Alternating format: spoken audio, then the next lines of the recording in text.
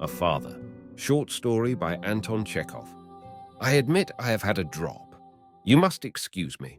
I went into a beer shop on the way here, and as it was so hot, had a couple of bottles. It's hot, my boy. Old Musatov took a nondescript rag out of his pocket and wiped his shaven, battered face with it. I have come only for a minute, Berenka, my angel, he went on, not looking at his son, about something very important. Excuse me. Perhaps I am hindering you. Haven't you 10 roubles, my dear, you could let me have till Tuesday? You see, I ought to have paid for my lodging yesterday, and money, you see, none, not to save my life. Young Musatov went out without a word and began whispering the other side of the door with the landlady of the summer villa and his colleagues who had taken the villa with him. 3 minutes later he came back and without a word gave his father a 10-rouble note. The latter thrust it carelessly into his pocket without looking at it and said, "Merci. Well, how are you getting on? It's a long time since we met." "Yes, a long time, not since Easter. Half a dozen times I have been meaning to come to you, but I've never had time. First one thing, then another. It's simply awful. I am talking nonsense, though. All that's nonsense. Don't you believe me, Berenka? I said I would pay you back the 10 roubles on Tuesday. Don't believe that either. Don't believe a word I say. I have nothing to do at all. It's simply laziness, drunkenness, and I'm ashamed to be seen in such clothes in the street. You must excuse me, Berenka. Here I have sent the girl to you 3 times for money and written you piteous letters. Thanks for the money, but don't believe the letters. I was telling fibs. I am ashamed to rob you, my angel. I know that you can scarcely make both ends meet yourself and feed on locusts, but my impudence is too much for me. I am such a specimen of impudence fit for a show. You must excuse me, Berenka. I tell you the truth, because I can't see your angel face without emotion. A minute passed in silence. The old man heaved a deep sigh and said, "You might treat me to a glass of beer, perhaps." His son went out without a word, and again there was a sound of whispering the other side of the door. When a little later the beer was brought in, the old man seemed to revive at the sight of the bottles and abruptly changed his tone. "I was at the races the other day, my boy," he began telling him, assuming a scared expression. "We were a party of 3, and we pooled 3 roubles on Frisky, and thanks to that Frisky, we got 32 roubles each for our rouble. I can't get on without the races, my boy. It's a gentlemanly diversion. My virago always gives me a dressing over the races, but I go. I love it, and that's all about it." Boris, a fair-haired young man with a melancholy immobile face, was walking slowly up and down, listening in silence. When the old man stopped to clear his throat, he went up to him and said, "I bought myself a pair of boots the other day, father, which turn out to be too tight for me. Won't you take them? I'll let you have them cheap." "If you like," said the old man with a grimace, "only for the price you gave for them, without any cheapening." "Very well. I'll let you have them on credit." The son groped under the bed and produced the new boots. The father took off his clumsy, rusty, evidently second-hand boots and began trying on the new ones. "A perfect fit," he said. "Right, let me keep them. And on Tuesday, when I get my pension, I'll send you the money for them. That's not true, though," he went on, suddenly falling into the same tearful tone again. "And it was a lie about the races, too, and a lie about the pension. And you are deceiving me, Berenka. I feel your generous tactfulness. I see through you. Your boots were too small because your heart is too big. Ah, Berenka, Berenka, I understand it all and feel it." "Have you moved into new lodgings?" his son interrupted, to change the conversation. "Yes, my boy. I move every month. My virago can't stay long in the same place with her temper. I went to your lodgings. I meant to ask you to stay here with me. In your state of health, it would do you good to be in the fresh air." "No," said the old man with a wave of his hand. "The woman wouldn't let me, and I shouldn't care to myself. 100 times you have tried to drag me out of the pit, and I have tried myself, but nothing came of it. Give it up. I must stick in my filthy hole." This minute, here I am sitting, looking at your angel face, yet something is drawing me home to my hole. Such is my fate. You can't draw a dung beetle to a rose. But it's time I was going, my boy. It's getting dark. Wait a minute then, I'll come with you. I have to go to town today myself. Both put on their overcoats and went out. When a little while afterwards they were driving in a cab, it was already dark, and lights began to gleam in the windows. I've robbed you, Berenka, the father muttered. Poor children, poor children. It must be a dreadful trouble to have such a father. Berenka, my angel, I cannot lie when I see your face. You must excuse me. What my depravity has come to, my God. Here I have just been robbing you and put you to shame with my drunken state. I am robbing your brothers too and put them to shame, and you should have seen me yesterday. I won't conceal it, Berenka. Some neighbours, a wretched crew, came to see my virago. I got drunk too with them, and I blackguarded you poor children for all I was worth. I abused you and complained that you had abandoned me. I wanted, you see, to touch the drunken hussies' hearts and pose as an unhappy father. It's my way, you know. When I want to screen my vices, I throw all the blame on my innocent children. I can't tell lies and hide things from you, Berenka. I came to see you as proud as a peacock, but when I saw your gentleness and kind heart, my tongue clave to the roof of my mouth, and it upset my conscience completely. Hush, father. Let's talk of something else. Mother of God, what children I have, the old man went on, not heeding his son. What wealth God has bestowed on me. Such children ought not to have had a black sheep like me for a father, but a real man with soul and feeling. I am not worthy of you. The old man took off his cap with a button at the top and crossed himself several times. Thanks be to thee, O Lord, he said with a sigh, looking from side to side as though seeking for an icon. Remarkable, exceptional children. I have 3 sons, and they are all like one. Sober, steady, hard-working, and what brains! Cabman, what brains! Grigory alone has brains enough for 10. He speaks French, he speaks German, and talks better than any of your lawyers. One is never tired of listening. My children, I can't believe that you are mine. I can't believe it. You are a martyr, my Berenka. I am ruining you, and I shall go on ruining you. You give to me endlessly, though you know your money is thrown away. The other day I sent you a pitiful letter. I described how ill I was, but you know I was lying. I wanted the money for rum, and you give to me because you're afraid to wound me by refusing. I know all that, and feel it. Grisha's a martyr, too. On Thursday I went to his office, drunk, filthy, ragged, reeking of vodka like a cellar. I went straight up, such a figure. I pestered him with nasty talk, while his colleagues and superiors and petitioners were standing round. I have disgraced him for life. And he wasn't the least confused, only turned a bit pale, but smiled and came up to me as though there were nothing the matter, even introduced me to his colleagues. Then he took me all the way home, and not a word of reproach. I rob him worse than you. Take your brother Sasha now. He's a martyr too.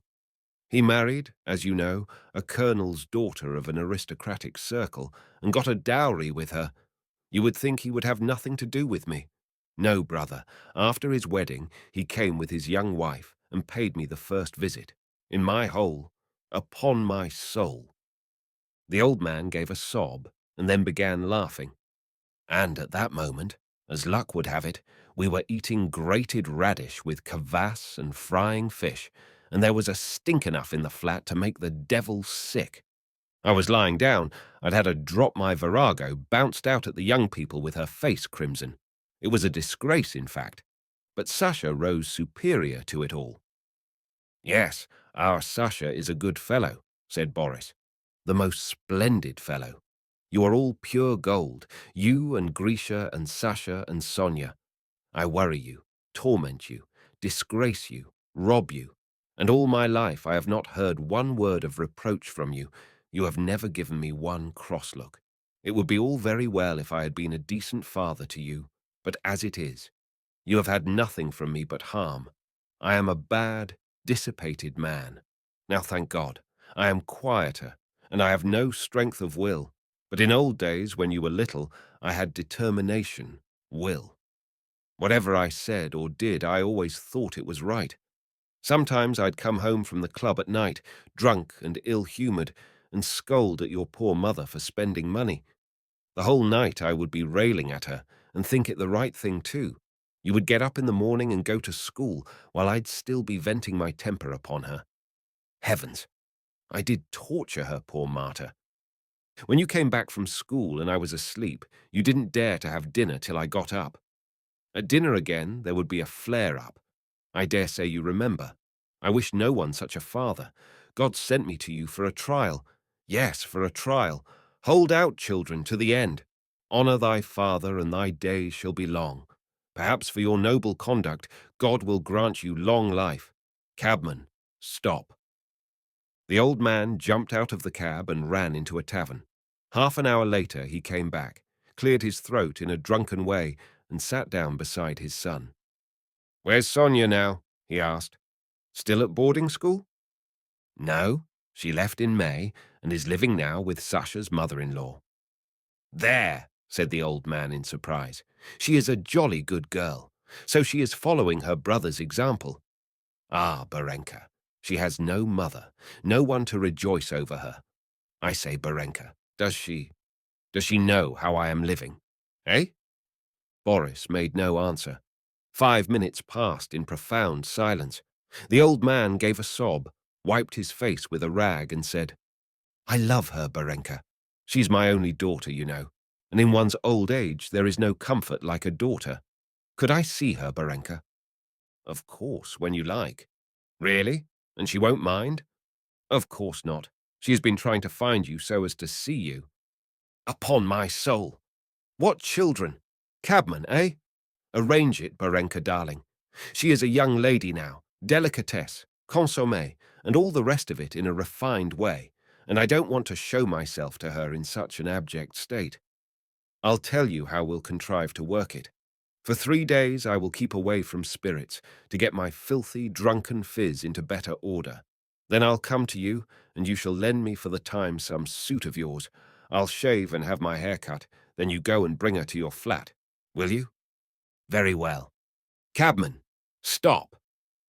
The old man sprang out of the cab again and ran into a tavern. While Boris was driving with him to his lodging, he jumped out twice again, while his son sat silent and waited patiently for him. When, after dismissing the cab, they made their way across a long, filthy yard to the virago's lodging, the old man put on an utterly shamefaced and guilty air, and began timidly clearing his throat and clicking with his lips. "Berenka," he said in an ingratiating voice, "if my virago begins saying anything, don't take any notice, and behave to her, you know, affably. She is ignorant and impudent, but she's a good baggage. There is a good warm heart beating in her bosom." The long yard ended, and Boris found himself in a dark entry. The swing door creaked, there was a smell of cooking and a smoking samovar. There was a sound of harsh voices. Passing through the passage into the kitchen, Boris could see nothing but thick smoke, a line with washing on it, and the chimney of the samovar through a crack of which golden sparks were dropping. "And here is my cell," said the old man, stooping down and going into a little room with a low-pitched ceiling and an atmosphere unbearably stifling from the proximity of the kitchen. Here 3 women were sitting at the table regaling themselves. Seeing the visitors, they exchanged glances and left off eating. "Well, did you get it?" One of them, apparently the virago herself, asked abruptly. "Yes, yes," muttered the old man. "Well, Boris, pray sit down. Everything is plain here, young man. We live in a simple way." He bustled about in an aimless way. He felt ashamed before his son, and at the same time, apparently, he wanted to keep up before the women his dignity as cock of the walk and as a forsaken, unhappy father. "Yes, young man, we live simply with no nonsense," he went on muttering. "We are simple people, young man. We are not like you. We don't want to keep up a show before people. No. Shall we have a drink of vodka?" One of the women, she was ashamed to drink before a stranger, heaved a sigh and said, "Well, I'll have another drink on account of the mushrooms. They are such mushrooms, they make you drink even if you don't want to. Ivan Gerasimich, offer the young gentleman, perhaps he will have a drink." The last word she pronounced in a mincing drawl. "Have a drink, young man," said the father, not looking at his son. "We have no wine or liqueurs, my boy. We live in a plain way." "He doesn't like our ways," sighed the virago. "Never mind, never mind. He'll have a drink." Not to offend his father by refusing, Boris took a wine-glass and drank in silence. When they brought in the samovar to satisfy the old man, he drank 2 cups of disgusting tea in silence, with a melancholy face. Without a word, he listened to the virago dropping hints about their being in this world cruel, heartless children who abandon their parents. "I know what you are thinking now," said the old man, after drinking more and passing into his habitual state of drunken excitement. "You think I have let myself sink into the mire, that I am to be pitied. But to my thinking, this simple life is much more normal than your life. I don't need anybody, and I don't intend to eat humble pie. I can't endure a wretched boy's looking at me with compassion." After tea, he cleaned a herring and sprinkled it with onion, with such feeling that tears of emotion stood in his eyes. He began talking again about the races and his winnings, about some Panama hat for which he had paid 16 rubles the day before. He told lies with the same relish with which he ate herring and drank. His son sat on in silence for an hour and began to say goodbye. "I don't venture to keep you," the old man said haughtily. "You must excuse me, young man, for not living as you would like." He ruffled up his feathers, snorted with dignity, and winked at the women. "Goodbye, young man," he said, seeing his son into the entry. "Attendez." In the entry, where it was dark, he suddenly pressed his face against the young man's sleeve and gave a sob. "I should like to have a look at Sonichka," he whispered. "Arrange it, Berenka, my angel. I'll shave. I'll put on your suit. I'll put on a straight face. I'll hold my tongue while she is there. Yes, yes, I will hold my tongue." He looked round timidly towards the door, through which the women's voices were heard, checked his sobs, and said aloud, "Goodbye, young man. Attendez."